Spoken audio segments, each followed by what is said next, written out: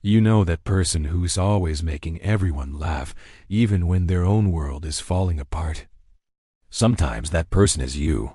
You've mastered the art of turning pain into punchlines, and nobody ever suspects how heavy it feels to be the strong one with a smile. Psychologically, this isn't just humor. It's survival. It's what happens when your nervous system learns that laughter is safer than honesty, that being funny keeps you from being a burden. You laugh not because it's light, but because it's the only way to keep things from getting darker. And in the next few minutes, you're going to see the truth behind that mask. You'll understand the hidden mechanism that turns humor into armor, and how it silently shapes your relationships, your identity, and even your sense of worth. For more insights that make you feel seen instead of analyzed, subscribe to the channel. This space is for people who feel too much and speak too little.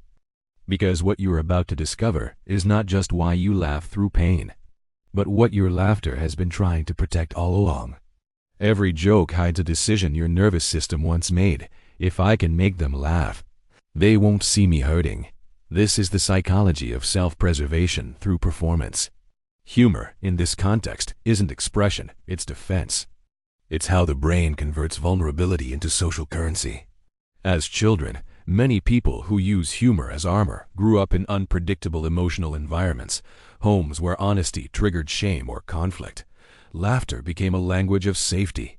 When you made others smile, the tension dropped. When you became the funny one, you earned belonging without needing to ask for care. But what begins as a brilliant adaptation quietly turns into imprisonment. The child who made others laugh to avoid punishment becomes the adult who entertains to avoid intimacy. You smile when you want to cry. You joke when someone gets too close. You turn discomfort into comedy, and people call you so positive, never realizing that positivity was your first shield. This is where the paradox begins. Humor gives you connection, but at the cost of authenticity. Every laugh you evoke from others distances you from your own emotional truth. In which part of your life do you feel this most? Relationships, family, or friendships? Drop your answer in the comments. It's the first step towards seeing how your laughter became your language of survival. There's a specific kind of exhaustion that comes from always needing to lift the mood. You don't just make jokes. You manage the emotional temperature of every room you walk into. This isn't humor anymore. It's parentification through performance. You became responsible for everyone's feelings long before you even understood your own. Psychologically, this happens when a child learns that peace in the home depends on their behavior. Maybe one parent was anxious, volatile, or sad, and your laughter became the stabilizer. Every time you got them to smile, you restored emotional order. You learned that your comfort doesn't matter as long as everyone else feels okay. As an adult, that pattern continues invisibly. You read moods like a radar, anticipate tension before it happens, and instinctively diffuse it with humor. People call you the light of the group, but they don't realize you were trained to be the lamp in someone else's darkness. The hidden cost? Chronic self-erasure. You've built relationships where your role is to entertain, not to be understood.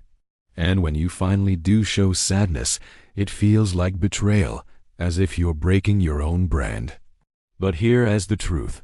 Your worth was never supposed to depend on how well you manage others' emotions. Real peace doesn't come from keeping everyone laughing. It comes from finally letting yourself stop performing. Which part of this hits you the hardest? The need to fix, the fear of heaviness, or the exhaustion of always being the cheerful one? Let me know in the comments. Naming it is part of healing it. There's a moment when laughter stops being a release and becomes a disguise. You still laugh, but it doesn't reach your body. It's mechanical, rehearsed, disconnected. Psychologically, this is emotional dissociation. Your nervous system splits joy from vulnerability so you can appear okay without feeling anything at all.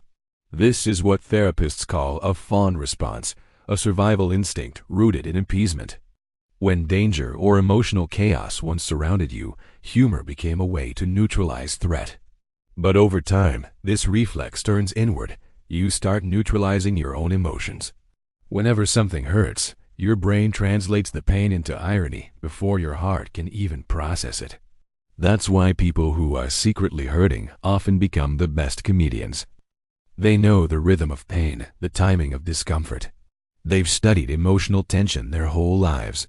But what the audience calls charisma is often a sophisticated form of self-protection. And here is the cruel paradox. People adore you for the very performance that hides your truth. They applaud your humor, never realizing it's a form of emotional self-anesthesia. The more you make others laugh, the less anyone asks, "Are you okay?" If you've ever smiled right after crying or joked seconds after your heart broke, that's dissociation, not resilience. It's your body saying, "We can't afford to feel this right now." Pause for a moment and ask yourself, when was the last time you laughed and actually felt it? There comes a point when even your laughter sounds unfamiliar, when the jokes dawn to land the way they used to, and silence starts to feel safer than pretending. That is the beginning of what psychologists call emotional burnout. The system can no longer sustain the performance. The mask that once protected you begins to crack, not out of weakness, but because your psyche is demanding truth. When this collapse happens, it often feels terrifying. You withdraw, people ask if you're okay, and you don't even know how to answer. You've spent years being the emotional caretaker, the entertainer, the glue that held everyone together, and suddenly, you can't do it anymore.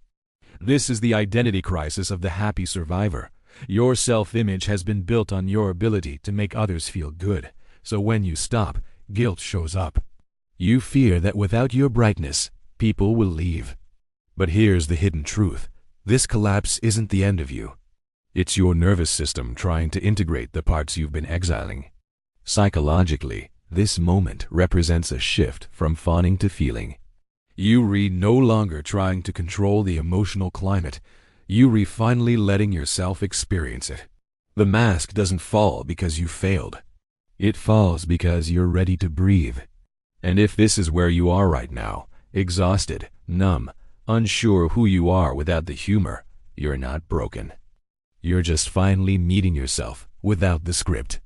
In your life, what does that mask look like? Is it being the reliable one, the fun one, or the strong one? Share it in the comments. Naming it helps you take your power back. Healing begins the moment laughter stops being performance and starts being presence. When you no longer need to be funny to feel safe, your humor transforms from defense into expression. It's not the loud kind of joy anymore. It's quiet, congruent, rooted in truth. Psychologically, this is integration. The parts of you that once split, the playful, the wounded, the observant, begin to coexist.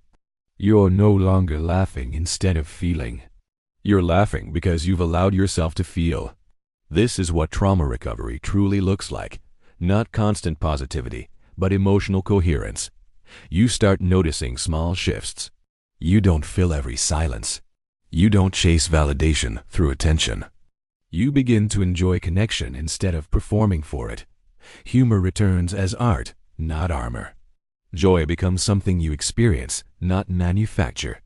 And the irony is beautiful. The same laughter that once protected you now becomes proof that you survived. You no longer laugh to escape pain. You laugh because pain no longer controls you. This is the quiet victory of those who laughed through it. You were never fake. You were adaptive. You were never superficial. You were strategic. Every joke was a survival code your soul wrote to keep you alive long enough to heal. Now, you get to rewrite that code. If this message made you feel seen, share this video with someone who hides behind their smile. Let them know the goal was never to stop laughing. It was to make that laughter real again. Because you're not broken for needing humor. You were just trying to stay human. You've probably heard people say, if you don't laugh, you'll cry. But for you, laughter wasn't a choice, it was instinct. It was the bridge your nervous system built between unbearable pain and unbearable silence. And now you know, every time you laughed through tears, your body was protecting something sacred, your ability to still feel alive. Here's the truth psychology rarely says out loud. You were never broken for turning pain into humor. You were intelligent, adaptive, profoundly sensitive. You found a way to survive in an emotional climate that didn't allow your real feelings to exist. That's not denial. That's genius under pressure. But you don't have to perform anymore. You can be funny and still be honest. You can be strong and still be seen. The mask can fall without your world collapsing, because you're not the joke you used to tell. You're the person who learned to tell it and finally understand why. Your laughter no longer needs to protect you. Now, it can connect you. So if this video made you feel seen, share it with someone who hides their sadness behind a smile. Because maybe what the world calls the funny one is just another word for the survivor who still believes in light. And if you want more insights that validate your inner world instead of pathologizing it, subscribe to the channel. This space exists to remind you, you're not broken. You're becoming whole.